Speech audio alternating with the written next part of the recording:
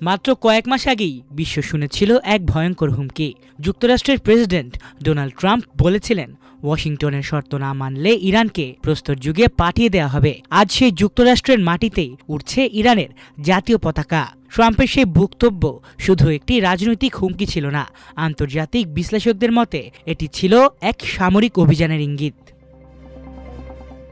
2026 সালের এপ্রিল মাসে জাতির উদ্দেশ্যে দেয়া ভাষণে ট্রাম্প দাবি করেছিলেন, ইরানের সামরিক শক্তি ভেঙে পড়েছে, দেশটির বহু শীর্ষ নেতা নিহত হয়েছেন এবং যুক্তরাষ্ট্র প্রয়োজনে আরও কঠোর হামলা চালাবে। সে সময় মধ্যপ্রাচ্য জুড়ে যুদ্ধের উত্তাপ, ক্ষেপণাস্ত্র হামলা, পাল্টা হামলা এবং হরমুজ প্রণালী ঘিরে উদ্বেগে কাঁপছিল বিশ্ব।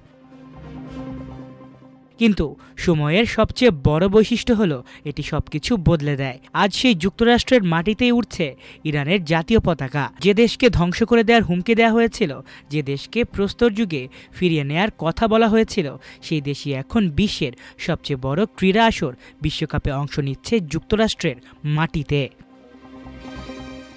লস অ্যাঞ্জেলেসের সোফাই স্টেডিয়ামে যখন ইরানের ফুটবলাররা মাঠে নামেন, তখন গ্যালারিতে উড়ছিল লাল সাদা সবুজ পতাকা। দর্শকদের কণ্ঠে ভেসে আসছিল ইরানের সমর্থনের স্লোগান। কয়েক মাস আগের যুদ্ধের শিরোনাম যেন হঠাৎ করেই জায়গা ছেড়ে দিয়েছে ফুটবলের জন্য।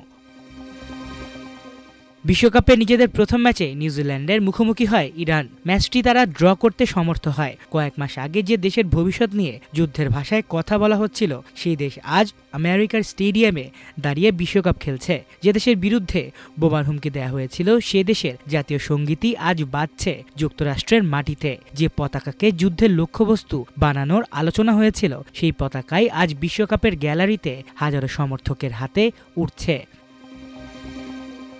এটাই হয়তো আন্তর্জাতিক রাজনীতির সবচেয়ে অদ্ভুত বৈপরীত্য। একদিকে যুদ্ধ, নিষেধাজ্ঞা, কূটনৈতিক সংঘাত এবং সামরিক হুমকি, অন্যদিকে একই দেশের মাটিতে ফুটবল, দর্শক, উৎসব এবং জাতীয় পতাকার সম্মানজনক উপস্থিতি। ইরান ও যুক্তরাষ্ট্রের রাজনৈতিক সম্পর্ক এখনও জটিল, অবিশ্বাস এখনও কাটেনি, যুদ্ধের ক্ষত পুরোপুরি শুকায়নি। তবুও বিশ্বকাপ এমন একটি মঞ্চ যেখানে রাজনৈতিক শত্রুরাও একই টুর্নামেন্টের অংশ নেয়, একই মাঠে খেলে এবং একই দর্শকদের সামনে নিজেদের জাতীয় পরিচয় তুলে ধরে।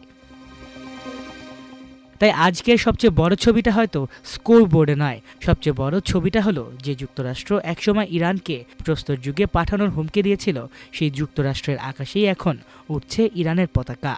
আর সেটি বিশ্বকে মনে করিয়ে দিচ্ছে, যুদ্ধের চেয়ে বড় হতে পারে রাষ্ট্রের অস্তিত্ব, মানুষের পরিচয় এবং খেলাধুলার শক্তি। আলিফ চৌধুরী, আমার দেশ স্পোর্টস।